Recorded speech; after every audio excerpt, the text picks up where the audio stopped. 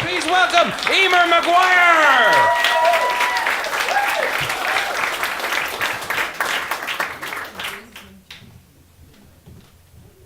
Thank you. Hi everybody. This is actually my first time at any Bright Club, not just Bright Club Dublin. So thanks for such a lovely warm welcome.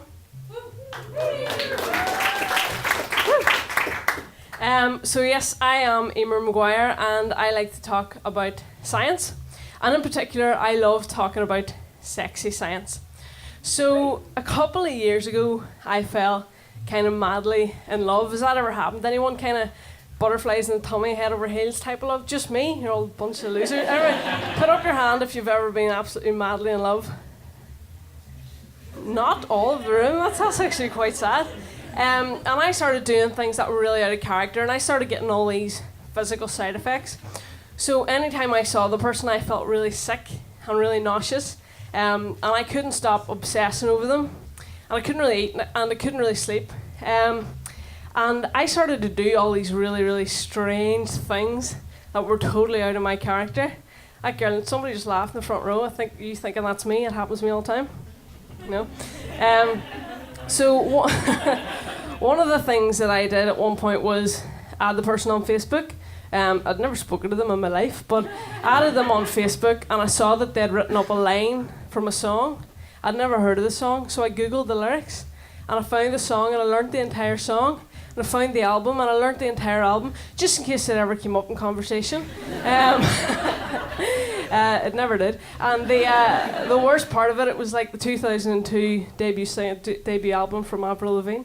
So, so it was a pretty difficult listen. So I was doing all these things, and I was thinking to myself, this isn't me, this isn't my personality. And I thought there must be something else to this. This can't just be an emotional thing. So I started delving into the science of love. And through that, I discovered that science kind of splits love into three pretty distinct stages. So stage one is the best stage. Stage one is lust. So at puberty, two sex hormones enter the body. So we've got estrogen and testosterone. And as far as I'm concerned, from then on in, it's a bit of a free-for-all, really. You're kind of constantly primed to be constantly on the prowl for someone to reproduce with. But the best way to get someone to reproduce with you is flirting. So we'll do a bit of a scientific flirting advice here for free. One of the main things that you have to do first of all is find your target. Dylan, where are you from? I'm guessing you're from the north, yeah, I'm from Donegal. Well, I know you're going to think that would make you escape. I am not actually from the north. I am from the Donegal border. I am from a border town. Whereabouts in Donegal, Dylan? Oh, Letterkenny. I was there last week, my mummy. So, obviously we would be a very good match, so we'll use you. So the first thing I want you to do, don't look at her, just look at me, okay? I want you to keep eye contact with me and don't look away, no matter what, okay? Okay. Okay? Now, you have just initiated with me, all of your own accord, something called the copulatory gaze. Okay, so this is a kind of intimate eye contact. Feels intimate, doesn't it? Feels pretty intense. This is an intimate eye contact that kind of ignites an animalistic part of the human brain. Do you feel that? Yeah? You do feel it? Good answer. So this part of the human brain gives you two choices, Dylan. I know which one you're going to choose, obviously. It asks, do you want to approach? Yes. Or do you want to retreat? What's it going to be, Dylan?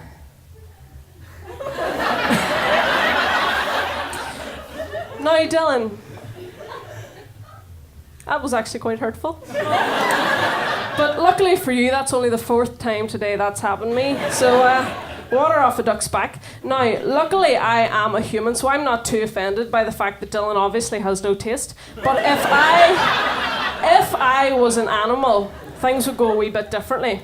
So humans can kind of shrug it off, take it with a pinch of salt. However, some animals do things differently. If you take, for example, a flirty male wolf spider, if he approaches an unwilling female, she doesn't just retreat, Dylan, she eats him. So don't feel too bad next time you're rejected, because it could be worse. Now, put up your hand if you know a good chat-up line. Yeah, okay, one person in the room. Give it to me. You know, distance from here to here is the same as distance from here to here. Works every time. Do you know her? Lucky you. The bad news is that was probably one of the worst chat-up lines I've ever heard in my entire life. But really? The good news is it doesn't actually matter how bad it was, because it takes your brain less than a second to decide if you're going to fancy someone or not. So by the time someone has already come out with a chat-up line, you already know that you don't fancy them, or do fancy them in this case. Whenever you get through that kind of stage of flirting and fancying, you can move on to stage 2, which is romantic attraction. Now, people in films and things usually associate love with the heart, but the real magic of love happens in your brain. So scientists took a bunch of people who were madly in love and put them in a big scanner and saw that 2 areas of the brain lit up. So the first was the caudate nucleus, and the second was an area called the ventral tegmental area. So these are areas that kind of work whenever you're expecting and detecting rewards. And obviously the greatest reward of all is love. And what the brain does in response to that reward is it kind of sends a chemical cocktail out into your brain and your body. And the chemical cocktail has a couple of ingredients. So it's got oxytocin, adrenaline, dopamine and serotonin blockers. And that chemical cocktail can actually give you a bit of a natural high. And it can stimulate the same area of the brain as cocaine with similar side effects. So you've got kind of obsessive thoughts, you've got a racing heart, and at the end, you actually turns out that you have addiction. So whenever you're in love, you are chemically insane. So you don't have to say I love you, you can say I am a drug addict for you. So if you are able to pass through that kind of stage 2, you can make it all the way to stage 3, which is the final stage, attachment. And your brain sobers up at that stage, and it responds with a rush of something called oxytocin, which we call the love hormone. And it basically acts like a glue in a long-term relationship. And biologically, I suppose the purpose is to keep you together long enough to kind of raise a family. So now that we've kind of gone through the stages of love, I feel like I can tell you a wee bit more about the time I fell in love. One of the times. So the person I fell in love with was actually a barista in Starbucks. Why is that funny? Anyone who gives you food or nice coffee.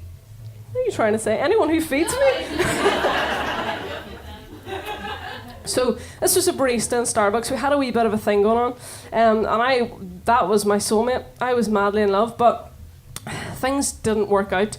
It was Dylan all over again. And what happened was I said, should we go out? And they were like, get away from me. But I did get a couple of things out of it. One of them was a song, so I'm actually going to share a song with you. And the other was a restraining order. So if I'm going to very awkwardly go over and set up my guitar, so talk amongst yourselves.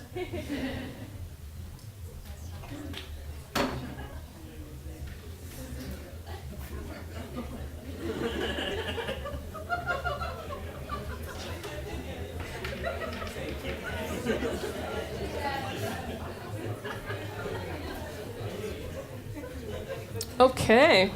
Thanks for actually talking. Some people just stay in silence and it's very awkward for me. Can everybody hear that okay? Okay, so this is a scientifically accurate love song.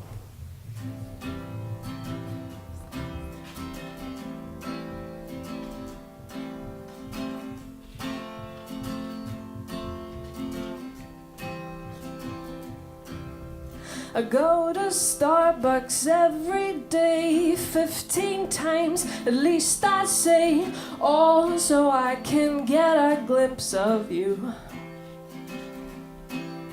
You make my coffee perfectly, even though I ordered tea, but I don't mind as long as I find you. Pandemical chemicals exploding in my brain, making me do crazy things, making me go insane. I hope you're crazy too. I'm chemically crazy for you. Suddenly when we get close, I smell your jeans, not those ones gross, and realize that you are the one for me. 'Cause our sexy jeans are opposite. Basically you are a hit, indicating compatibility. And your sexy jeans called MHC build our immune system, and opposite genes do attract, making us wanna kiss them when we come to mate our kids. Diverse immunity will be great. And evolutionarily, oh, you're adopted just for me. Oh, this has been planned since the dawn of time. And I know that I just said date, but nature's thinking procreate, and I don't mind if it'll benefit mankind. Adrenaline and dopamine are coursing through my veins, tickling the same brain parts as a line of crack cocaine. I hope you're crazy too. I'm chemically crazy for you. Oh, I hope you're crazy too. I'm chemically crazy for you. Thank you.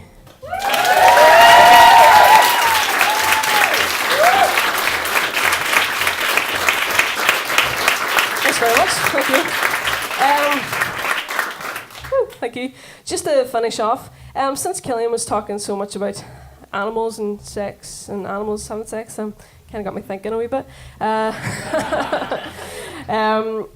So I'm going to play another little song for you, and it's about the fact that I always have said that animals truly do fall in love. I really believe they do. I've got a little puppy, and he is 100% in love with me. Definitely. He can't say he's not, but he definitely is. And I think people used to have the view a very long time ago that animals didn't feel those emotions, and they would simply just meet and mate. So this song is a wee bit about that. Don't ask why I've written a song about this. But the song is about two animals who meet and mate, and instead of falling in love, they just mate. And while they're mating, they see humans on a date and they think, why do they bother with all that? This is an animal love song.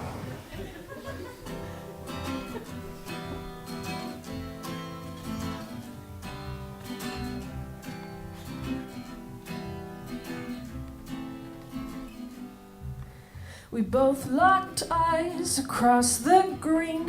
I'd never seen such a handsome beaver.